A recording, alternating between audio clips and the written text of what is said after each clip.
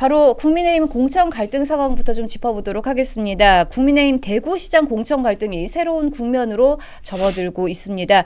유력 주자로 거론되었던 주호영 국회 부의장 그리고 이진숙 전 방통위원장이 경선의 기회조차 없이 전격 컷오프가 됐습니다. 공정한 경선을 놓고 논의가 이어지던 상황에서 나온 이 예상 밖의 결정이라서 당 안팎에서 공천 절차 전반에 대한 문제 제기가 잇따르고 있는 상황인데요. 사실 이 주호영 의원과 이진숙 전 방통위원장 여론조사에서 상위권을 차지했던 후보들입니다. 그런데 이렇게 경선 기회조차 주지 않고 배제를 해버린 건데요. 이에 이정현 공관위원장은 더 큰 역할을 위해서 두 후보를 배제했다 이렇게 밝혔지만요. 과연 이게 대구 시민들이 납득할 수 있는 시스템 공천인지에 대한 의문이 드는 것 같습니다. 이 상황 좀 어떻게 보고 계세요? 이진숙 위원장이 지금 다자구도 여론조사를 직접 이야기를 하면서 경쟁력이 가장 큰 후보를 컷오프를 했다라고 억울함을 호소를 하고 있는 거죠. 그리고 실제로 이 국민의힘 지지층으로 좁혀보면요. 이진숙 위원장이 단독으로 다자구도에서 40% 내외 지지율을 고갈을 했었고요. 주호영 의원까지 합치면 과반이 넘습니다. 그러면은 다자구도에서 과반이 넘는 유권자들의 선택지를 인위적으로 배제를 했다라는 거죠. 그러니까 이렇게 돼버리면요.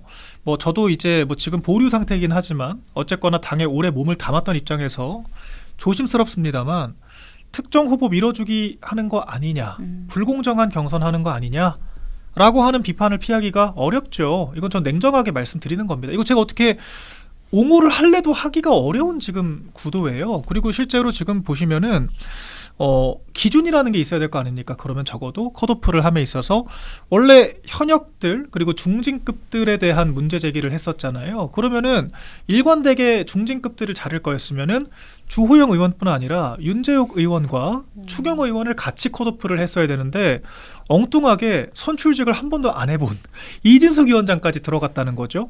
그리고 주호영 의원만 컷오프를 하고 추경호 의원과 윤재욱 의원은 그대로 경선판에 진출을 했습니다.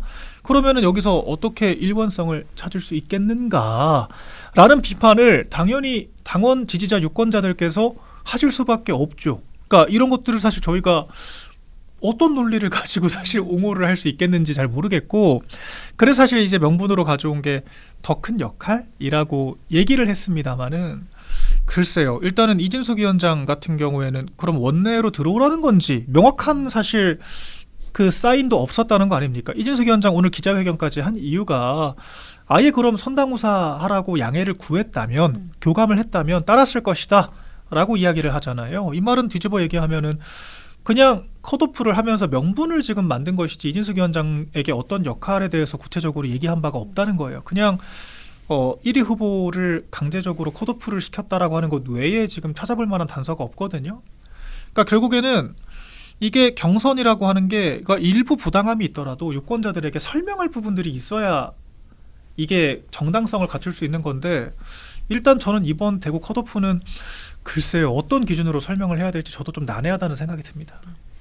공관위가 고심을 많이 한 것 같아요. 대구 우리가 최초에 이제 공천 작업이 시작될 때 보면 지나치게 대구에만 많은 후보들이 몰리고 현역 중진들이 너무 많이 지원을 해서 그 부분을 문제로 좀 지적한 분들이 있었어요. 특히나 이번 공천 같은 경우에는 현역 불출마 그리고 중진의 험지 출마 이런 희생하는 모습이 전혀 부각되지 않았기 때문에 전 당 지지율에도 그런 모습들이 반영이 됐다고 봐요. 그러니까 초반에 어떤 경선 뿐만이 아니라 이 공천 과정을 관리하는 모습에서 그런 부분들이 앞서서 보여준다면 희생하는 모습들을 보여주고 뭔가 당이 서로도 잘 되는 모습들을 만들어가는 분위기가 있었다면 지금까지 이렇게까지 안 됐을 걸로 보여져요. 그런데 제가 여러 가지 취재를 해보면 주호영 부의장 같은 경우에는 지금 어떤 정치적으로 정치 인생의 정점에 있는 경우란 말이에요. 대구에서 6선을 했고 국회 부의장까지 오른 상황이기 때문에 그러면 다시 또 하방을 해서 대구시장을 하는 게 과연 맞는 것인가라는 지적을 하시는 분들이 꽤 있더라고요. 오히려 지금 당내에서 중진의 목소리가 너무 들리지 않는다. 중진의 역할이 부재한 것 아니냐. 이런 지적도 있는 상황에서 그런 역할을 해주시면 어떨까라는 그렇게 좀 생각을 했던 것으로 보여지고요. 이진숙 위원장 같은 경우에는 정말 지지율이 제일 높았죠. 그래서 그 부분에 대해서 대구 내에서도 굉장히 주목을 많이 했었는데 또 일각에서는 또 그러니까 대여투쟁에선 뛰어나지만 행정을 정말 잘 해낼 수 있을까? 오히려 이렇게 너무 이재명 정부가 각을 세우다 우리 피해보지는 않을까? 이런 우려를 하시는 분들이 또 계시더라고요. 그러니까 공천이라는 게 굉장히 어렵습니다. 그래서 기준과 원칙이 필요했던 것이죠. 그래서 컷오프도 필요하지만 그 이후에 결국 승복을 해야지 그 아름다운 경선이 되는 건데 지금은 많은 분들이 그 나름의 이유를 제시하지만 그 원칙과 기준이 무엇인가에 대한 의문이 아직 남아 있어서 그런 우려들을 아직도 하는 게 아닌가. 전 이 부분은 공관위가 조금 더 추가로 좀 설명이 필요한 부분이라고 생각을 해요. 다만 장동혁 대표께서 이 부분을 추가로 논의하지 않고 공관위 결정을 존중한다고 입장을 정리를 했습니다. 그 얘기인즉슨 공관위가 결정한 이 6명 경선으로 확정이 된 것이란 말이에요. 그러면 최고위가 추가로 논의를 하지 않을 거예요. 그러면 이 부분에 대해서는 그동안 중진으로서의 모습 그리고 정치를 시작한 정치 신인으로서 어떤 메시지를 내야 조금 더 본인에게 당에게 도움이 될지는 그 두 분이 판단을 하시리라 생각합니다. 네, 지금 상황을 좀 정리를 해보면 이정현 공관위원장이 주호영 의원과 이진숙 전 방통위원장을 국가 전체를 위해서 써야 할 인물이다 이러면서 공천에서 배제를 했고 이 공천에서 배제된 주호영 의원과 이진숙 후보는 명확한 기준이 없다 이러면서 반발을 하고 있는 상황입니다. 그리고 또 다른 후보들 아까 전에 말씀하셨듯이 윤재욱 의원이라든지 이제 추경호 의원 같은 경우에는 국가 전체를 위해서 더 큰 역할을 할 인물이 아닌 것이냐 이런 비판의 목소리도 좀 나오고 있는 상황인데요. 심지어 좀 친박 보복설까지 거론되고 있는 상황입니다. 좀 어떻게 보세요? 제가 공관위와 지도부의 결정에 대해서 저는 보조를 해야 될 입장입니다. 뭐 당장 제가 보류가 된 상태인 걸 떠나서 당직에 몸을 담았던 입장에서 그래야 함에도 불구하고 저는 사실 이진숙 위원장에게 이렇게 해서는 안 된다고 봐요. 왜냐하면 이진숙 위원장이 뭐 여러 트집 잡으려고 그러면 왜 흠결이 왜 없겠습니까? 그런데 이진숙 위원장이 얼마나 외롭게 이 민주당과 좌파 세력들을 상대로 언론 노조를 상대로 싸워왔는지를 우리가 3년 동안 봤잖아요. 그러니까 근데 이진숙 위원장이 뭐 보상받은 게 있습니까? 그러니까 보상을 달라고 한 것도 아니잖아요. 자기가 스스로 만든 대중적인 지지를 바탕으로 뭐 행정이 어쩌고 무슨 뭐 이 사람이 어떤 뭐 강성인이 어쩌고 이런 것들은 유권자들이 판단할 몫이에요. 근데 어쨌거나 유권자들이 특히 우리 국민의힘 지지층에서는 과반 가까운 사람들이 이진숙 위원장을 지지를 했다라고 하는 것은 그 우리 진영을 위한 몇 년 동안 단연 동안의 이 노고와 헌신에 대한 저는 이 지지를 보냈다라고 생각을 하거든요. 근데 지금 이렇게 되면 이진숙 위원장은 그냥 퇴로가 없는 상태에서 속된 말로 나가리가 된 겁니다. 그렇지 않나요? 왜냐면은 아까 말씀드린 것처럼 뭐 원내로 들어오라는 교감이 있었던 것도 아니고 그럼 이진숙 위원장 입장에서는 그 이정현 위원장의 막연한 한마디 더 큰 일을 하셔야 한다라고 하는 한마디만 믿고 그냥 기다리면 되는 건가요?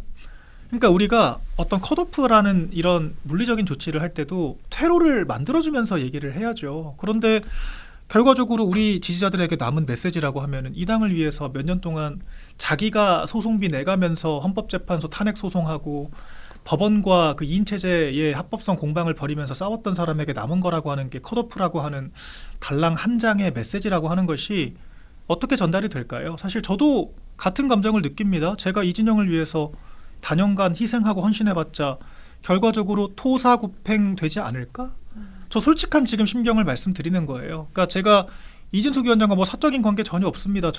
저도 유권자 국민 당원의 한 사람으로서 이진숙 위원장이 걸어온 길을 저는 지지를 하는 거예요.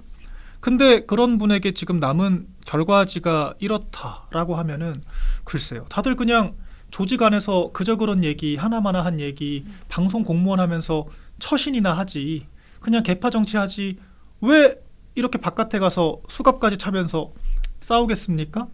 이런 생각 안 들겠나요? 근데 저는 아마 저를 보시는 시청자분들께서 너 왜 지도부 욕해라고 비판하시는 분들 계시겠지만 저는 굉장히 이런 일관된 얘기를 몇 년 동안 하고 있어요. 보신 분들은 다 아실 겁니다.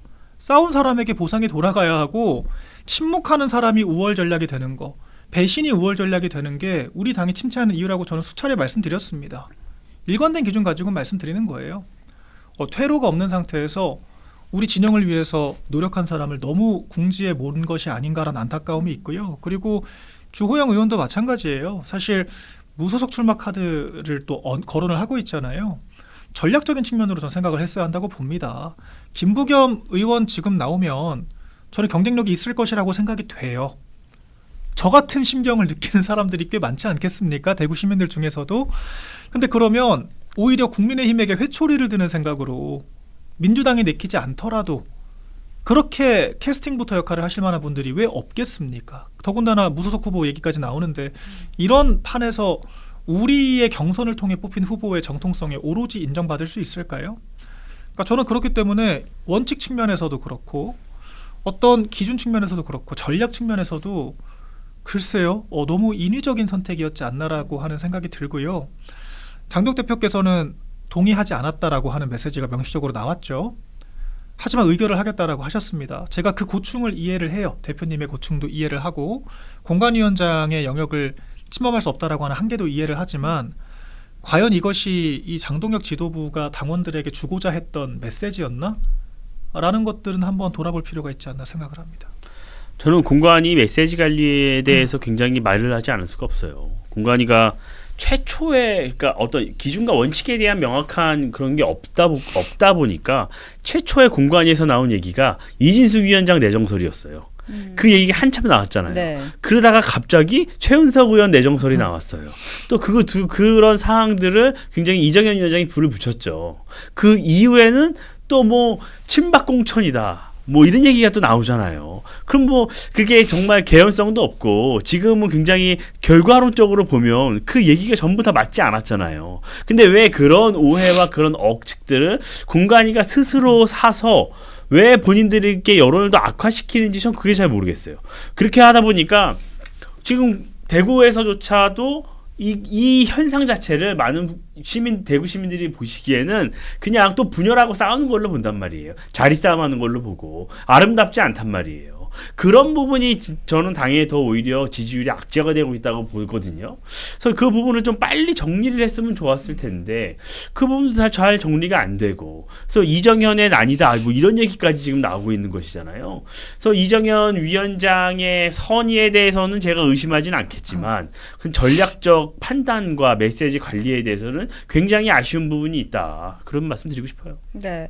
또 아까 전에도 말씀해 주셨지만 지도부의 결정은 무엇인지 이것도 좀 짚어봐야 될 것 같습니다. 장동혁 대표도 좀 컷오프를 찬성한다 이렇게 볼 수 있을까요? 어떻게 보고 계세요? 일단은 오늘 여러 보도를 통해 나온 얘기는 이정현 위원장도 공관위원들 간의 갑론을박이 펼쳐지니까 당대표 의사를 물어보려고 전화를 했다는 거 아니겠습니까? 그래서 20분 정도 통화를 했다라고 지금 전해지고 있고요. 어떤 내용이 구체적으로 오갔는지는 확인을 할 수는 없지만 오늘 대변인 메시지로 나온 입장은 장동혁 대표가 공관위의 결정을 다 동의하는 것은 아니다라고 명시적으로 얘기를 한 거예요. 그렇기 때문에 장동혁 대표께서는 주말간에도 대구 방문해서 또 경선 원칙을 천명을 하기도 했었죠. 저는 이정현 위원장과는 조금은 다른 생각이 있었을 거라고 추측을 좀 해봅니다. 갈라치기가 아니라 지금 나온 현상들이 그렇다는 거예요.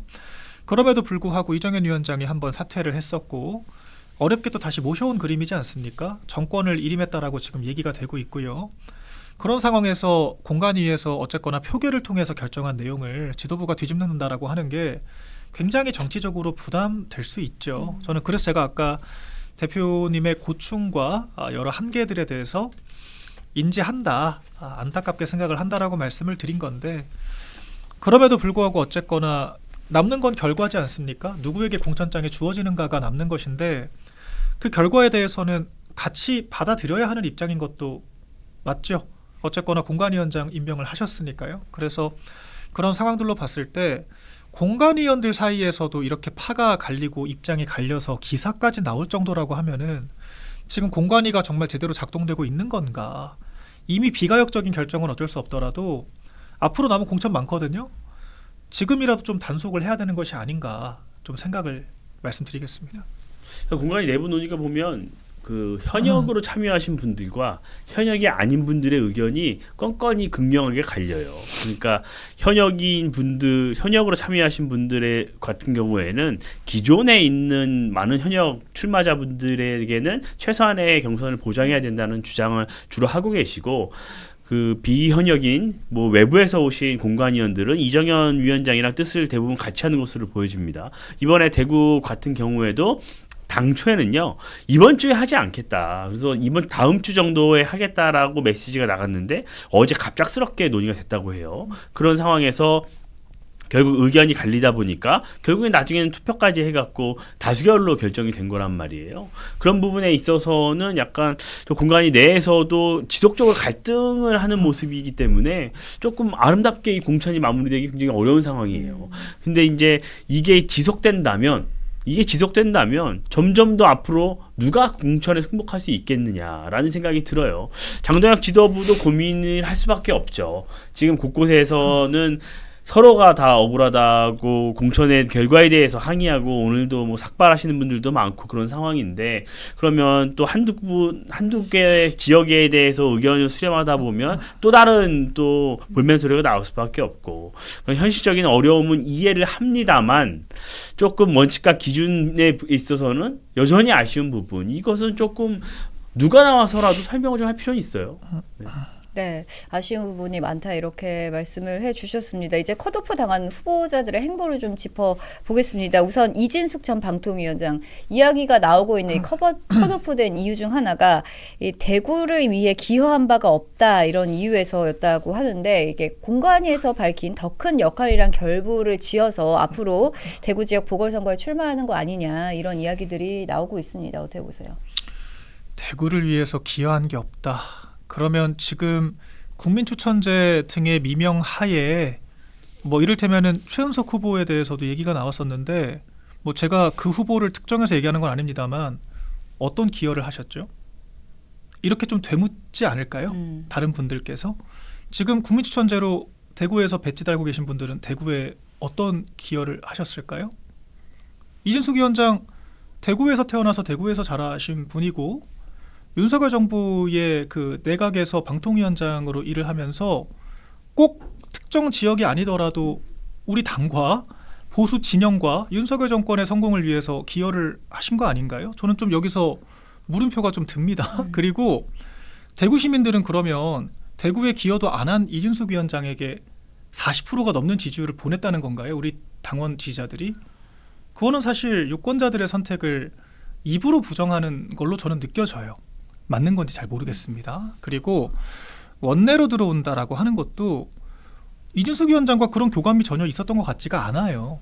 그게 문제라는 겁니다. 그러니까 우리가 납득 안 되는 어떤 결정이더라도 내부적으로 충분히 조율되고 설득이 됐다면 말이 이렇게 안 나오죠. 근데 이준석 위원장이 바로 몇 시간 만에 입장문을 내고 오늘 아침 바로 반 시간도 안 돼서 반나절도 안 돼서 기자회견까지 했다라고 하는 것은요. 전혀 교감이 없었다는 뜻이거든요. 그러니까 저도 사실 양쪽에 교감이 없는 상태에서 지금 객관적으로 말씀을 드리는 거예요. 같은 당내 인사들이기 때문에 제가 이렇게 말씀드리는 겁니다. 그런 상황에서 이게 과연 이인숙 위원장 측이 납득이 될 것이며 그 더 큰 일이라고 하는 것이 공허하게 느껴지지 않을까 생각이 들고 그리고 아까 우리 앵커께서 말씀하신 것처럼 대구시장 후보군으로 경선 나서는 분들은 작은 일 하라고 남으신 건가 이런 생각이 들 수밖에 없는 것들이기 때문에 지금 미사역으로 입장을 내실 때가 아닌 것 같아요. 좀 더 실질적인 이야기를 해야 되지 않을까 생각을 해봅니다. 그러면은 추가적인 메시지가 나올 것이다 이렇게 보시나요? 지금 저는 여론의 좀 압박을 버티기 어렵지 않을까요? 왜냐하면 이걸 그냥 뭉개기에는 주호영 의원과 이진숙 위원장의 입을 틀어 막을 것도 아니고 그분들께서 억울함을 호소하시는데 동의하시는 분들이 많으신 것 같거든요. 제가 봤을 때는. 근데 그러면은 아무튼 이게 당의 권위야라고만 얘기를 하기엔 우리가 그런 우리 당의 주요한 자산들 그런 분들이야말로 자산인 건데 다 버리고 가는 것이 공관위의 선택인가? 이 부분에 대해서 공관위가 답변을 해야 되지 않을까 생각이 듭니다. 네, 부위원장께서는 이진숙 전 방통위원장 앞으로 행보 좀 어떻게 짚고 계세요? 고민이 클 것 같아요. 그러니까 이정현 위원장 같은 경우 어제는 더 큰 일을 할 것이다 라는 얘기를 했잖아요. 근데 그것이 결국 해석이 되기를 이진숙 전 위원장에게 어떤 경선 이후에 보궐선거가 자리가 생기면 거기에 공천을 주는 것으로 지금 모두가 해석을 하고 있단 말이에요. 모두가. 그래서 민주당 진영에서도 그 지점을 비판하고 있고 우리 내부에서도 반발하고 있고 여러 가지가 지금 중첩돼서 갈등 소지가 되게 다분해지고 있어요. 근데 저는 이것도 이정현 공관위원장의 메시지 관리가 잘못됐다고 보는 것이에요. 어쨌든 공간이가 컷오프 결정을 했는데 그것에 대해서 어떤 자리를 돌려막고 그것에 대해서 새로운 여지를 주는 그런 해석을 낳았단 말이에요. 그렇게 되면 주호영 부의장은 더 반발할 수밖에 없지 않을까요? 그렇게 따지면 나만 컷오프 됐는데 왜 나한테만 이러느냐라는 불만을 가질 수밖에 없는 상황이 될 수가 있어요. 근데 다만 아쉬운 것은 여기서 이제 이진숙 위원장이 조금 메시지 관리가 오늘까지는 반발할 수 있다고 보여져요. 그런데 아무리 당과 이 공간이와 어떤 교감이 없었다고 해도 저는 지금부터 좀 메시지 관리를 좀 잘해서 꼭 추후 행보에 좀 도움이 되는 행보를 했으면 좋겠어요. 일각에서는 이진숙 위원장도 무소속 출마를 할 수 있다는 얘기가 많이 나오더라고요. 대구 현지에서. 그래서 저는 그럴 수는 없다. 그러니까 이진숙 위원장 같은 경우에는 내가 수갑까지 차고 이렇게 대여 투쟁을 했고 지지율도 높았는데 여론조사가 내가 1등이었는데 나를 컷오프하느냐. 굉장히 억울할 수 있단 말이에요. 근데 막상 공관위원장은 다른 자리를 줄 것처럼 얘기를 했는데 전혀 협의된 바는 없고 그렇다 보면은 여기서 결단을 해야 되잖아요. 무소속으로 나가서 자신의 정치적 입지를 보여주든지 그런데 그것이 분열이 될 수 있고 오히려 여부지리를 제공할 수가 있기 때문에 본인이 그럼 다른 메시지를 해서 다른 정치적 선택을 좀 더 해나갈 것인지에 대한 좀 고민이 있을 거예요. 근데 저는 이 현실론이에요. 이제부터는 우리가 당위적인 부분보다 지금부터는 현실적으로 얘기를 해야 돼요. 장동혁 대표가 이미 이 부분에 대해서는 경선이 확정됐다라고 했기 때문에 더 이상 재고의 여지가 없는 상황이란 말이에요. 그럼 여기서 이진숙 위원장이 해야 하는 정치적 행보 이 부분에 대해서는 조금 더 대승적 결단을 하는 모습을 보여주는 게 오히려 본인들에게 좀 더 사랑을 줬던 당원 지지자분들에게 좀 더 감동을 주고 그 이후에 보궐선거에 또 다른 길이 열릴 수 있는 것을 대비한 길이 아닐까. 좀 이게 굉장히 냉정하게 들리고 수는 있겠지만 그게 가장 현실적이지 않을까라는 생각이 들어요. 네, 지금 채팅창에서 지선 털리면 동혁이랑 정현이랑 다 숙청될 텐데 진숙님이 뭘 믿고 더 큰 뜻을 믿냐 이렇게 슈퍼챗을 주셨습니다. 네, 이 상황 좀 한숨이 나오는 상황일 수밖에 없을 것 같습니다. 또 주호영 의원 보면 법적인 대응을 비롯해서 많은 수단을 열어놓고 대응을 검토하고 있다 이렇게 알려졌는데 주호영 의원이야말로 좀 무소속 출마를 강행할 가능성도 좀 나오고 있습니다. 이 부분 어떻게 보세요?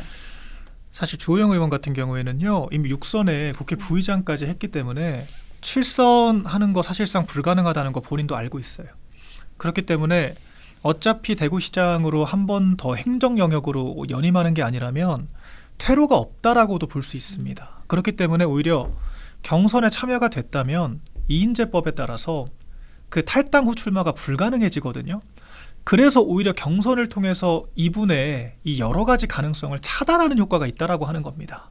경선한다고 해서 주호영 의원이 붙을 거란 보장이 없고 지표상으로 가능성이 낮아요.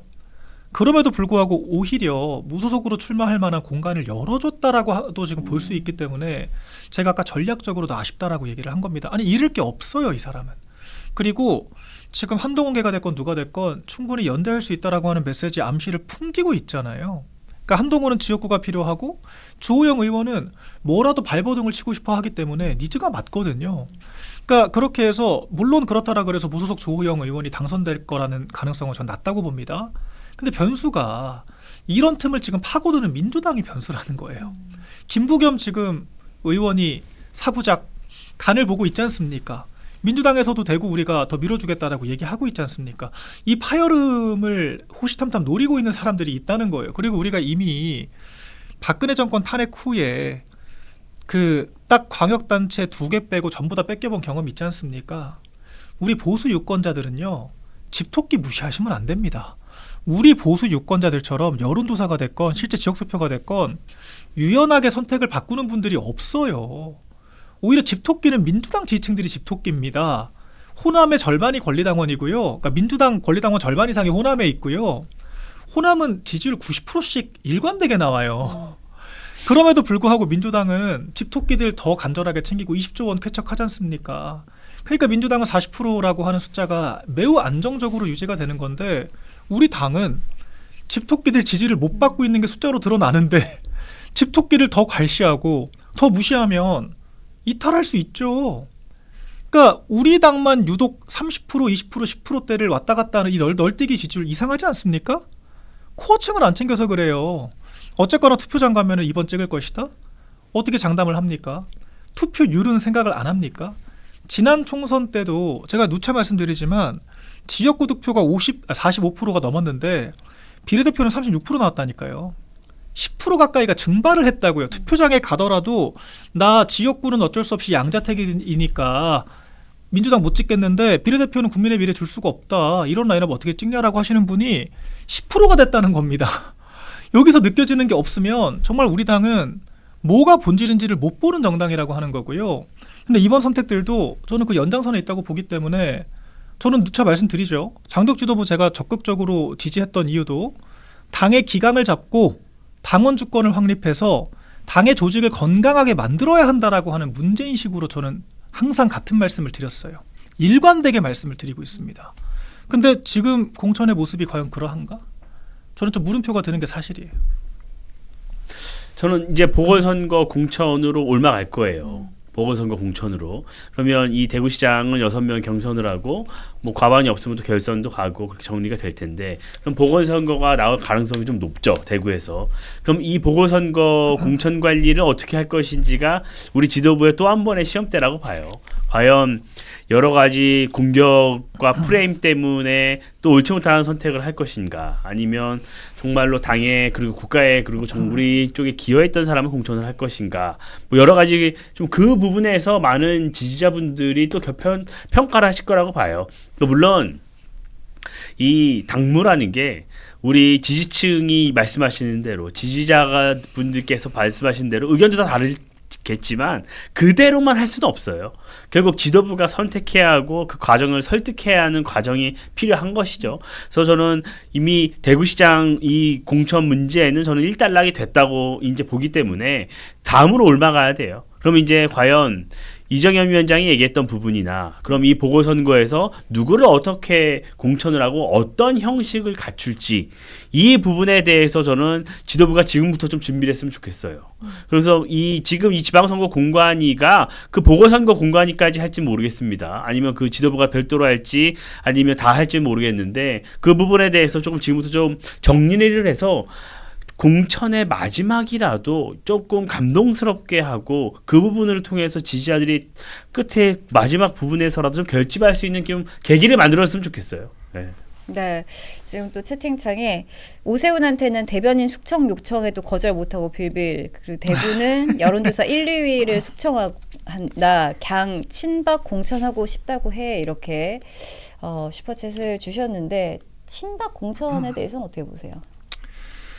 지금 정확히 친박들을 더 배려한다라고 하는 뭐 그런 생각하시는 분들도 계시지만 저는 더 큰 이제 이 당원들의 좀 실망감과 의구심은 친 MB계에 대한 좀 노골적인 배척에서 좀 나오는 것도 있는 것 같아요. 사실 지금 뭐 현역들 컷오프 그러니까 현역 단체장들에 대해서도 조금 헌신을 요청을 했습니다만 사실 이제 강원도지사 김진태 지사와 같이 소위 친박계로 분류되는 인사들은 단수 공천을 또 받았어요. 네, 그리고 대구도 지금 현재 구도에서 유력하다라고 평가받는 추경호 전 원내대표 같은 경우에도 사실 친박계로 분류가 되죠. 네. 그리고 지금 뭐 박정준 시장에 대해서도 뭐 아까 뭐 제가 굳이 말씀 안 드려도 여러분들께서 그런 좀 단서들을 조각을 좀 맞추고 계실 수 있을 것 같아요. 저는 그래서 뭐 이런 얘기가 안 나와야 되거든요, 사실. 그리고 저도 방어할 논리가 있어야 되거든요.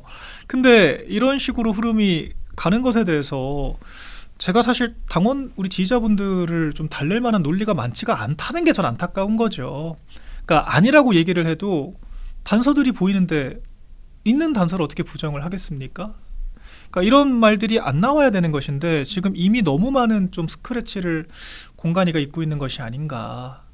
그러니까 결과적으로는 교통정리를 잘하고 있다라고 저는 생각을 했는데 어쨌거나 충북 조기령 그 시장도 안 나오겠다라고 하면서 그 계속 그 후과가 남고 있고 대구 같은 경우에도 경선으로 갈 것처럼 당대표께서 얘기를 하셨는데 결과적으로 이 1, 2위 후보를 컷오프를 하는 상황이 돼버렸기 때문에 좀 난해한 문제인 것 같습니다. 네, 교통정리가 잘 되고 있지 않다 이렇게 말씀해 주셨습니다. 이제 지선이 얼마 남지 않았습니다. 국민의힘 공천 갈등이 좀 심화되고 있는 상황인데 앞으로 지도부가 또 어떤 입장을 내놓을지 또 이 문제 어떻게 정리해야 할지 좀 지켜봐야 할 것 같습니다.